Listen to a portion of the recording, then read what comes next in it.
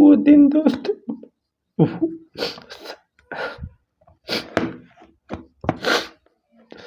जो दोस्तों मैं माँ को अपने फूल जैसा मैं उनका ध्यान रखता था, मेरी आंखों के सामने वो जो है जल के राख हो गई। दोस्तों एक ही नहीं, मैं शमशान भूमि गया, वहाँ पे एक नहीं हजारों, जहाँ पे शमशान भूमि के गेट से लेके और शमशान भूमि के एंड तक वहाँ पे ना जाने कितनी हजारों लाशें वहाँ पे जलाई जा रही थी। और 13 तारीख को मेरे को दोपहर में ये खबर आती है कि आपके पिताजी एक्सपायर हो गए। दोस्तों मैंने वीडियो कॉल के थ्रू अपने पिताजी को देखा, बहुत ज़्यादा परेशान थे दोस्तों। वो ऐसी बीमारी थी कि उसने मेरे माँ बाप को बिल्कुल खा लिया। नमस्कार दोस्तों, स्वागत है मेरे एक नए वीडियो में। मैं हूँ राहुल और दोस्तों आप लोग का स्वागत करता हूँ अपने YouTube channel travel with Rahul Shivi. दोस्तों आज का वीडियो मैं उन सभी भाई बहनों के लिए बना रहा हूँ जो मेरे जैसे हैं, यानी कि जिसने अपने पेरेंट्स को या तो कोविड की पहली वेव में खोया या तो कोविड की सेकेंड वेव में खोया, और उन जो जितने भी तमाम जो बदनसीब जो बच्चे हैं उनमें से मैं एक हूँ। और दोस्तों मैं बता दूं कि मैंने अपने माँ बाप को कोविड की सेकेंड वेव में खोया।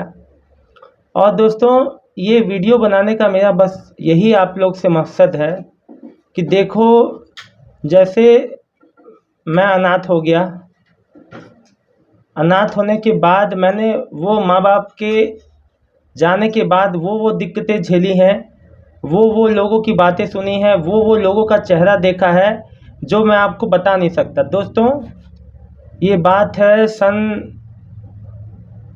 मार्च की, दोस्तों बात है मार्च 2021, तब कोविड का सेकेंड वेव बस शुरू ही होने वाला था। उसी समय की बात है जब मेरे पेरेंट्स जो है, सबसे पहले होली का समय था। होली का समय था तो क्या हुआ कि मेरी मम्मी जो है पुए बना रही थी, मालपुए हम लोग की बिहार साइड में बहुत बनता है। अम्मा मेरी जो है पुए बना रही थी। जब वो पुए बना रही थी तो अचानक से मेरी मम्मी को जैसा लगा कि जैसे चक्कर जैसा आया। ऐसा कभी उनके संग नहीं हो, कमजोरी, मेरी माँ कितनी भी कमज़ोर रहती थी लेकिन कोई शरीर में कोई बीमारी नहीं, कोई पास्ट इनका हिस्ट्री नहीं। मेरे पापा का तो मेरे पापा रेलवे में थे, उनका मेडिकल का कार्ड, सबका मेडिकल का कार्ड था हम लोग का। आज तक उनके मेडिकल के जो भी कार्ड पे कोई पास्ट हिस्ट्री में उनको कोई जो किसी तरह का कोई भी डिसीज़ नहीं, कुछ भी नहीं। और मेरी जो मदर थी उनको कोई तरह का डिसीज़ नहीं था, थोड़ा सा बीपी का प्रॉब्लम था जो इस उम्र में नॉर्मल हो जाता है। दोस्तों इतना सब कुछ, कोई जो पास्ट हिस्ट्री नहीं, कोई खानदानी कोई बीमारी नहीं, फिर भी मेरी माँ को उस समय जब वो जो पुआ बना रही थी, हुआ क्या, अचानक से उनको जो है जो चक्कर जैसा आया। तो मुझे लगा कि माँ ने सुबह से खाया नहीं है, होली के दिन से नहा के सुबह से पुआ बना रही है। मैंने कहा अम्मा तुम आराम कर लो। वो शायद जो 23 या 24 का दिन था, या मुझे याद नहीं, 26 उस समय, मतलब कि 2021 में 26 तारीख को शायद होली पड़ा था, मुझे एग्जैक्ट याद नहीं है और मैं जानना भी नहीं चाहता वो जो कब समय था, क्योंकि मेरे लिए वो जो बहुत ही बड़ा एक, मैं क्या कहूँ। तो दोस्तों उस समय के बाद जब मेरी माँ को ये दिक्कत हुई तो फिर मैं अगले दिन, उस दिन तो अस्पताल बंद था रेलवे का, हम लोग रेलवे में ही मम्मी को जो दिखाते थे, क्योंकि वहाँ पे सब डॉक्टर हमारी जान पहचान के थे, बाहर हम लोग ट्रीटमेंट नहीं लेते थे और उस पर बहुत ज़्यादा भरोसा करते थे रेलवे हॉस्पिटल पे। फिर जब मैं अगले दिन मम्मी को लेके जाता हूँ तो हल्का जो है उनको सर्दी जुकाम का हल्का लक्षण आता है। उस समय वो भी लक्षण नहीं था, हाँ हल्का सा लक्षण होगा। और मम्मी का फिर जब बीपी चेक होता है, उनका एक जो ईसीजी भी कराते हैं, उसमें वो डॉक्टर कुछ नहीं पकड़ पाते हैं रेलवे के। दोस्तों जब ये हुआ क्या कि फिर हल्का सा सर्दी होता है मम्मी को, सर्दी जुकाम और बुखार के लक्षण शुरू होते हैं। घर आने के 1-2 दिन बाद की बात बता रहा हूँ मैं आपको। दोस्तों मैं बता दूं कि जब अम्मा को ये सर्दी के लक्षण शुरू होते हैं तो ये हल्के फुल्के लक्षण जो हैं, ठीक ऐसा ही मैं जो है बाबूजी में भी लक्षण देखता हूं, और अम्मा के साथ साथ मैं बाबूजी की भी दवाई लाता हूं अगले दिन। दोस्तों फिर मैं अम्मा को जो है अगले अगले किसी डॉक्टर को दिखाता हूँ, क्योंकि अधिकतर क्या होता था उस समय कि कोविड में डॉक्टर की ड्यूटी अधिकतर चेंज होती रहती थी। तो दोस्तों ये 2-3 दिन तक ये जो है हॉस्पिटल जाने आने का सिलसिला चलता रहा। मैं अलग अलग डॉक्टर को दिखाता रहा, बताता रहा, लेकिन किसी ने भी उस प्रॉब्लम को जो है गंभीरता से नहीं लिया। अगर दोस्तों उसी समय मेरी अम्मा को एडमिट कर लेते, बाबूजी को भी एडमिट कर लेते, तो शायद ऐसा मैं आज अनाथ नहीं होता दोस्तों।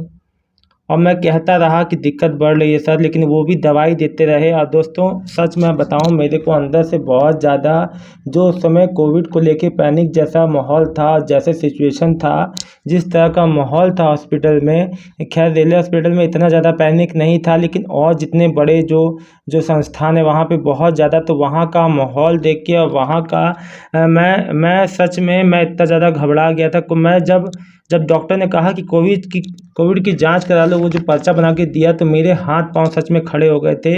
मेरा दिमाग ख़राब हो गया था दोस्तों। लेकिन ये डॉक्टर की मतलब जब उस समय दोस्तों जांच का इतना जो है जांच का जो तरीका इतना ज़्यादा स्लो था कि बहुत समय लग रहा था। और अगर उतने समय से पहले एडमिट जो कर लिया होता मेरे पेरेंट्स को, उन लोगों ने, सभी लोगों ने, तो शायद आज अम्मा बाबूजी मेरे साथ होते दोस्तों। तो ये बात 26 तारीख से शुरू होती है, और जब 5 तारीख को अम्मा का हालत बिगड़ता है, तब वो आनंद फानंद में एडमिट करते हैं, जब अम्मा का SpO2 लेवल बहुत ज़्यादा लो हो जाता है।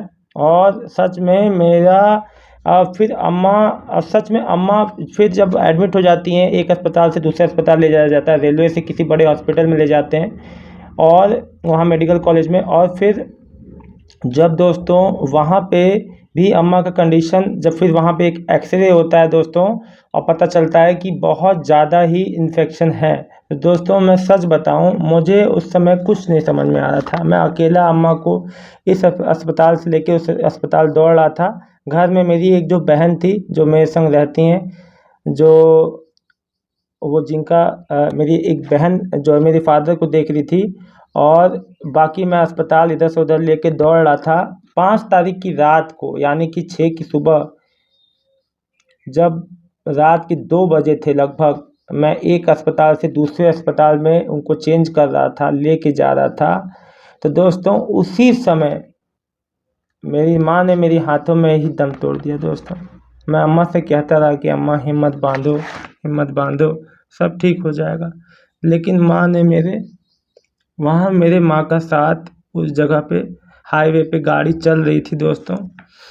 फिर मैंने मतलब दोस्तों ये बहुत कठिन है उस समय। मैं आपको बता दूं, और वो समय, फिर वो दिन 6 तारीख की सुबह मेरे लिए एकदम काली सुबह हुई। और जब मेरी माँ नहीं थी, मेरी शरीर की शक्ति चली गई दोस्तों। मैं सब आप लोगों से एक ही बात कहना चाहता हूँ कि देखो, ये आजकल का समय ऐसा है, कोई भी बीमारी पूछ के नहीं आती। सो फ्रेंड्स, अगर कोई भी आपके यहाँ कोई भी आप अपनी इमरजेंसी के लिए कोई भी एक ऐसा फैमिली डॉक्टर चुन के रखिए, जो आपके फैमिली के को अच्छे से समझे, जो आप जिसे कंसल्ट कर सको, जो आपकी मतलब जो फैमिली बैकग्राउंड से पूरा अवगत हो। और अपना फैमिली डॉक्टर ज़रूर बना के रखिए। मैं ज़रूर ये बात कहूँगा क्योंकि दोस्तों देखिए, बीमारी जो है बता के नहीं आती, और कोई भी सिचुएशन जब आती है ना, तो बहुत ज़्यादा इंसान जो पैनिक मोड में चला जाता है। हालांकि मैं अकेले भी इतना कोई मेरे संग घबराहट नहीं थी, लेकिन दोस्तों मेरी माँ मुझे नहीं छोड़ना चाह रही थी। वो अस्पताल के वार्ड में भी, अंदर उस वार्ड में भी अकेले, जहाँ पे कोई नहीं जा सकता था, कोविड वार्ड में, वहाँ पे नहीं जाना चाह रही थी। मेरी माँ कह रही थी कि मुझे चाय पिला दो, मुझे नाश्ता करा दो। दोस्तों मेरे को अच्छे से याद है, अस्पताल जाने से पहले मैंने अपनी माँ को जो है मेवे का हलवा खिलाया था। हाँ, मेवे का हलवा बना के खिलाया था, काजू बादाम डाल के, देसी घी डाल के, बढ़िया से बढ़िया चीज़ पिलाया, दवाई जो भी उनको पॉसिबल हुआ लेकिन दोस्तों इन्फेक्शन इतना ज़्यादा था कोविड का कि वो माँ मेरी उस चीज़ को बर्दाश्त नहीं कर पाई। हालांकि कोई भी पास्ट में कोई ना शुगर, ना किसी तरह का कोई भी कोई भी शरीर में कोई भी किसी तरह का कोई बीमारी नहीं था, पास्ट में कोई भी कुछ भी नहीं था, ना मेरे मम्मी को ना पापा को। और जब कोविड की वजह से कोविड ने उनको अपने आहोश में ले लिया था पूरी तरह से। दोस्तों, ठीक मेरे माँ का जब हुआ 6 तारीख की सुबह, ठीक मेरे पापा की भी उस समय भी तबीयत उनकी भी बिगड़ने लगी। हालांकि उनका SpO2 लेवल बिल्कुल सही था, कोई दिक्कत नहीं थी, ऊपर से बिल्कुल नहीं लग रहा था कि उनको कोई कोविड का लक्षण है। लेकिन दोस्तों, कहीं ना कहीं कोविड का इन्फेक्शन उनको भी हो चुका था उस समय तक। और सोचिए, मैं अकेला, फिर मैं उस दिन जब मैं शाम को अंतिम संस्कार अम्मा का करके आया, खुद शरीर जो टूटा हुआ था, फिर बाबूजी को लेके फिर मैं अस्पताल भागा। उनको भी रेलवे के थ्रू जिस मेडिकल कॉलेज में रेफ़र करना था वहाँ रेफ़र कराया। वहाँ हम लोगों ने एडमिट, हम लोग को आराम से मिल जाता है, क्योंकि जो रेलवे और या किसी भी सेंट्रल गवर्नमेंट का कोई भी जो भी रेफ़र लेटर होता है उससे आराम से एडमिशन मिल जा रहा था। तो बहुत आराम से एडमिट हो गए। मैंने बाबूजी के जब पैर छुए, मैंने बाबूजी से कहा, बाबूजी देखो अम्मा चली गई हैं, तुम मत जाना मुझे छोड़ के।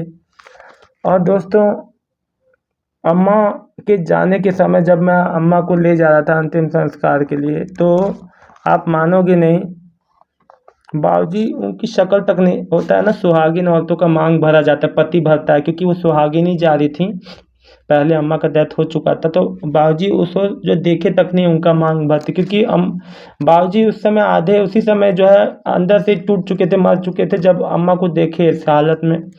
क्योंकि वो लोग एक दूसरे से बहुत प्यार करते थे दोस्तों। अम्मा बाबूजी में मेरे जो बहुत जो जो प्यार था। लेकिन दोस्तों, आज भी दोस्तों वो दिन सोचता हूँ तो मुझे आंधी आती है।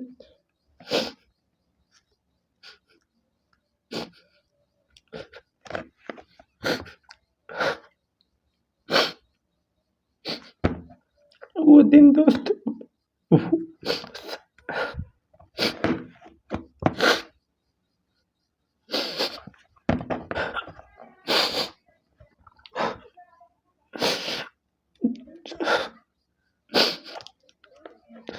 जो दोस्तों मैं माँ को अपने फूल जैसा मैं उनका ध्यान रखता था, मेरी आंखों के सामने वो जो है जल के राख हो गई। दोस्तों, एक ही नहीं, मैं शमशान भूमि गया, वहाँ पे एक नहीं हजारों, जहाँ पे शमशान भूमि के गेट से लेके और शमशान भूमि के एंड तक वहाँ पे ना जाने कितनी हजारों लाशें वहाँ पे जलाई जा रही थी। और दोस्तों, फिर जब मैंने 6 तारीख की शाम को बाबूजी को एडमिट कराया, मुझे लगा कि बाबूजी भी ठीक हो जाएंगे, अम्मा नहीं ठीक हो पाए, चलो बाबूजी तो। लेकिन दोस्तों, वो 6 तारीख से लेके फिर 6-7 दिन के अंदर, यानी कि 13 तारीख की बात है दोस्तों। 13 तारीख को 7 को अम्मा का हुआ था, 7 तारीख को 7 की सुबह यानी कि 6 की रात में, और ठीक 7 को बाबूजी को एडमिट किया था। उसी शाम को जिस दिन अम्मा का अंतिम संस्कार करके आया। और दोस्तों, 13 तारीख को 13 तारीख को 13 तारीख को हाँ 13 तारीख को दोस्तों, जब मैं अस्पताल गया, दोपहर से फ़ोन आया मेरे को अस्पताल। 13 तारीख से 7 तारीख से लेके अब 12 तारीख तक बाबूजी बहुत लड़े। मुझे जो है 12 को एक बार फ़ोन आया कि आपके पिताजी को कैनुला चाहिए, जो हाई प्रेशर कैनुला होता है। तो मैंने कहा इतना, तो मैंने कहा अरे बाप रे, तो बहुत, मैंने देखा कि मुझे नहीं पता था कि कैनुला होता क्या है। तो वो हाई प्रेशर ऑक्सीजन लेने वाला होता है, उनमें कहाँ इतनी शक्ति, 80 साल का आदमी इतना कहाँ ऑक्सीजन। मेरे बाबूजी बिल्कुल फिट थे, लेकिन दोस्तों कोविड ने इतना ज़्यादा उनको लाचार कर दिया था ना, मैं क्या बताऊँ। सो मैं उनको कैनुला दे के आया, लगभग 10,000 का वो था कैनुला। फिर उनको वो लगाया गया। लेकिन दोस्तों, 13 तारीख को मेरे को दोपहर में ये खबर आती है कि आपके पिताजी एक्सपायर हो गए। दोस्तों, मैंने वीडियो कॉल के थ्रू अपने पिताजी को देखा, बहुत ज़्यादा परेशान थे दोस्तों। वो ऐसी बीमारी थी कि उसने मेरे माँ बाप को बिल्कुल खा लिया। और दोस्तों, मेरी तरह ऐसे हजारों लाखों फैमिली है जो इस बीमारी से के कारण अनाथ हो गए। और दोस्तों मैं यही कहना चाहता हूँ आप लोग से कि कोई भी बात हो, आजकल के समय दोस्तों देखो, कोई भी रोग आपको बता के नहीं आता है। आप अपना एक फैमिली डॉक्टर रखो, ऐसा डॉक्टर जो बहुत समझदार, आपकी फैमिली की बैकग्राउंड से पूरी तरह से वाकिफ़ हो। इमरजेंसी में अपनी सुविधाएं अलर्ट पे रहिए दोस्तों। देखो, बुरा समय किसी को बता के नहीं आता है। सो मैं आप लोगों से यही कहूँगा दोस्तों कि माँ बाप के जाने के बाद जो मैंने विपदाएं झेली हैं, अपने फैमिली से डिस्प्यूट, मतलब कि जो माँ बाप के जाने के बाद फिर फैमिली में जो पार्टीशन हुआ, लोगों ने मेरे संग जो छल किया, मेरे को, मैं घर में अपने सबसे छोटा था। और सोचो दोस्तों, जब अम्मा बाबूजी नहीं थे, मैं उनकी दिन रात, उनके आखिरी 12 से लगभग 14 साल मैंने उनकी एकदम जो है छोटे मतलब एकदम, कहते हैं ना कि हर चीज़, छींकने खांसने से लेके हर चीज़, खाना पीना नाश्ता पानी, हर चीज़ का मैं ध्यान रखता था। अम्मा को हाथ हाथ पकड़ के मैं बाहर टहलाने ले जाता था। मैं अपने जीवन को दोस्तों भूल गया था। मैंने सोचा था कि देखो, अब जो भाई बहन सब लोग अलग थे, तो मैंने कहा मेरा मेरा जो जीवन का लक्ष्य है कि माँ बाप की सेवा करना, उनको अच्छा खान पान, उनको अच्छा जो है आराम देना, तो वो मैं कर रहा था। लेकिन एक ऐसी बीमारी, एक ऐसी लपट आई दोस्तों, जिसने मेरे पूरी फैमिली को बर्बाद कर दिया। मैं बहुत खुश था दोस्तों। इस हादसे के बाद दोस्तों ठीक 8 महीने तक मैं बिस्तर से उठा नहीं। उसके बाद मेरी जब शिवानी से मुलाकात हुई, मैं शिवानी से मिला, मैं कहीं गया था अपनी सिस्टर के यहाँ। मेरी शिवानी से जब मुलाकात हुई, उसके मिलने के बाद मुझे थोड़ा अपने अंदर थोड़ा जीने का जो है एहसास जगा, हिम्मत जगी। फिर दोस्तों जब मेरी शादी की नौबत आई, जब मेरी शादी की बात हुई, तो दोस्तों मेरी शादी हुई 6 महीने, लगभग अम्मा बाबूजी के जाने के ठीक 1 साल के भीतर मेरी शादी हो गई। फिर ठीक उसके 9-10 महीने बाद, ठीक एग्जैक्ट जो है मेरी शादी की 10वें महीने में ही, 9वें-10वें महीने में मेरा बेटा भी हो गया सही समय पे एकदम। और मैं बहुत खुश था दोस्तों, मैं बहुत, सब कुछ अच्छा चल रहा था। फिर मेरी लाइफ में एक और बड़ा वो आया कि जब मेरे घर का पार्टीशन हुआ, मुझे लोगों ने होता है ना कि जैसे चाय में मक्खी, दूध में मक्खी गिर जाती है तो उसे आदमी फेंक देता है। जो आप सोचिए, जिसने माँ बाप की आखिरी दम तक, किसी ने कोविड के समय अम्मा बाबूजी को मेरे छुआ तक नहीं, कोई हिम्मत नहीं कर रहा था। मैं उठा उठा के अस्पताल में भाग रहा था इधर से उधर। जिसने जिसने कुछ नहीं किया, उसको घर का बड़ा हिस्सा मिल गया। और जिसने सब कुछ किया, उसे एक जो बर्फ़ी का पीस मिल गया। दोस्तों मेरे सारे भाई बहन एक तरफ हो गए थे, अब मुझे अकेला छोड़ दिया गया था। माँ बाप के जाने के बाद मैं तो एकदम रोज़ धो के रोज़ ऐसे जो है नीचे ज़मीन पे पड़ा रहता था। मेरी माँ बाप पे कोई जो दिया जलाने वाला भी नहीं था। वो भी मैंने समय देखा। जब मेरी शादी हो गई, मेरा बेटा हो गया, ये भी लोगों को बर्दाश्त नहीं हुआ, तो लोगों ने मुझे जो है ज़मीन के लिए इतना प्रताड़ित किया कि मैं अपने ज़मीन के एक छोटे से हिस्से में रहने को मजबूर हो गया। अपना बड़ा सा घर, आप लोगों ने वीडियो में कई बार देखा ही होगा मेरा घर कितना छोटा हो गया। रास्ता दोस्तों इतना छोटा है कि 2 फीट का भी नहीं रास्ता है, 1.5 पौने 2 फुट का ही होगा रास्ता। उसी में हम लोग आते हैं जाते हैं। लेकिन कोई बात नहीं है दोस्तों, सब आप लोग का प्यार आशीर्वाद है। दोस्तों मेरा ये वीडियो बनाने का मकसद ये है कि देखो, माँ बाप का जब तक जीवन है आप राजा हो, और माँ बाप के रहते अपने जीवन के सारे काम, शादी ब्याह, जो बच्चे, सब कुछ करो कि आपको माँ बाप आपका सब कुछ देख ले। क्योंकि मैं वैसा अभागा शख्स हूँ जो ना मेरी माँ मेरी शादी देख पाई, ना मेरे बेटे को देख पाई। तो दोस्तों जो भी समय है आपका, समय पे हर काम कर लो माँ बाप के रहते। क्योंकि कोई भी आपका अगर भाई भाई भौजाई, कोई आपकी बहन अगर आपको कोई भी सहायता करती है माँ बाप के ना रहने पे, वो एहसान होगा। लेकिन माँ बाप आपके ऊपर कभी एहसान नहीं करते। जो माँ बाप करते हैं वो उपकार होता है, जो भाई बहन करते हैं वो आपके ऊपर आशीर्वाद रहता है माँ बाप का। सो दोस्तों, जो आपको समय मिला है उसको सदुपयोग करें, माँ बाप की सेवा करें। दोस्तों, माँ बाप से बड़ी कोई दौलत नहीं है। ये आज मैं हमेशा ये बात को कहता हूँ। क्यों कहता हूँ? क्योंकि दोस्तों आज भी मुझे अपने माँ बाप की नहाते धोते सोते जगते हर समय उनकी याद आती है। पूजा पाठ में कुछ भी, हमारे यहाँ छठ पूजा होती है, शिवानी करती है मेरी बीबी,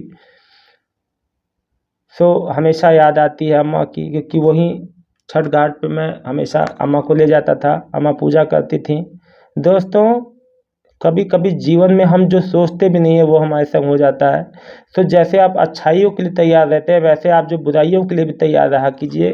कोई भी ऐसा सिचुएशन आए तो आपको उसका जो डट के सामना करें। और देखिए, एक बात याद रखिएगा, जब आपके साथ माँ बाप का साया हट जाता है ना, तो आपकी जो दुनिया आपके खिलाफ हो जाती है। और ये मैं बात बहुत एक्सपीरियंस से कर रहा हूँ। सो अपने आप को अपना इतना ऊंचा मुकाम हासिल कर लो कि कोई आप पे आँख ना उठा सके। और दोस्तों, एक बात मैंने जो अपनी ज़िंदगी पर्सनल लाइफ में झेली है कि कभी भी सांप पे भरोसा कर लेना। सांप होता ना, सांप, आज के ज़माने में सांप पे भरोसा कर लेना, लेकिन अपने घर वालों पे माँ बाप पे। दोस्तों, मैं माँ बाप की बात नहीं कर रहा हूँ। मैं आपके भाई हो, चाहे बहन हो, चाहे चाचा मामा ताऊ, मैं सभी तरह के, एक माँ बाप को छोड़ के ऐसा दुनिया में ऐसा कोई रिश्ता नहीं बना जो आपका मुसीबत में साथ दे। मुसीबत में सब आपको ताने आपको देंगे और आपको नीचा दिखाएंगे और आपको रोड पे लाने की कोशिश करेंगे, लेकिन एक माँ बाप ही होते हैं मेरे भाइयों बहनों जो आपके साथ हमेशा खड़े रहते हैं। इसीलिए मेरी बात को समझते हुए इस बात को ध्यान रखना कि मैंने इस वीडियो का बनाने का मकसद क्या है। आप लोग को संसार का आईना दिखाना चाहता हूँ कि जब माँ बाप नहीं रहते तो आपके संग कैसा सुलूक हो सकता है। इसलिए माँ बाप की कदर करो। माँ बाप जिसके नहीं है मेरे, उससे पूछो कि क्या। अब मेरे जैसे ऐसे लाखों करोड़ों बच्चे हैं जिसने अपने माँ बाप दोनों को खो दिया कोविड सेकेंड वेव में, फर्स्ट वेव में, और उनमें से मैं भी एक अभागा हूँ। सो दोस्तों, देखिए, ये तो बात जो है पहले की है। मैंने ये बात आपको बता के ये साबित किया आज कि दोस्तों देखो, मुसीबत कहीं से भी आ सकती है मेरे भाइयों बहनों।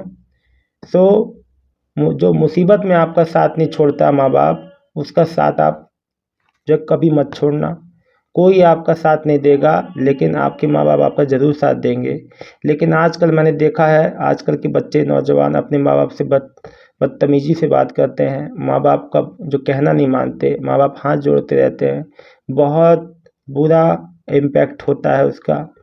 याद रखिएगा, जो माँ बाप के कहने पे नहीं सुनता है वो बाद में बहुत जाके पछताता है। इसीलिए कभी आपको पछताना ना पड़े। इसलिए मैं आपको एक एज़ अ भाई, एज़ अ छोटा भाई समझो, बड़ा भाई जो समझो, उस नाते समझाना चाहता हूँ हाथ जोड़ के कि माँ बाप वो धन दौलत है मेरे भाइयों बहनों, जो एक बार भगवान एक बार फिर साथ है तो बहुत अच्छा है, जिसके चले गए उसको ज़िंदगी भर जो है पछतावे के सिवा और कुछ नहीं रह जाता। आज मेरे पास भगवान का दिया हुआ नमक रोटी बहुत अच्छा है, लेकिन माँ बाप नहीं है तो मेरे को सब कुछ जो है शून्य के बराबर लगता है। कोई चीज़ की कोई वैल्यू नहीं है दोस्तों जब माँ बाप साथ में ना हो। आज मैं अपने बीवी बच्चों को देख के ज़िंदा हूँ, सच बता रहा हूँ दोस्तों। अगर मेरी बीवी बच्चे नहीं होते तो यहाँ शायद मैं भी आपके सामने नहीं होता। सो इस मेरा वीडियो को बनाने का बस मकसद यही, आप लोग को यही बात समझाना था। वीडियो अच्छा लगा हो तो वीडियो को लाइक करना और इस वीडियो को शेयर कर देना दोस्तों ज़्यादा से ज़्यादा, ताकि मेरा मैसेज और सभी लोग तक पहुँचे। और मैं आपको यही बताना चाहता हूँ कि लाइफ में कोई भी सिचुएशन आपको बता के नहीं आती है, इसलिए हर सिचुएशन के लिए जो है रेडी रहिए, कब क्या सिचुएशन आ जाए।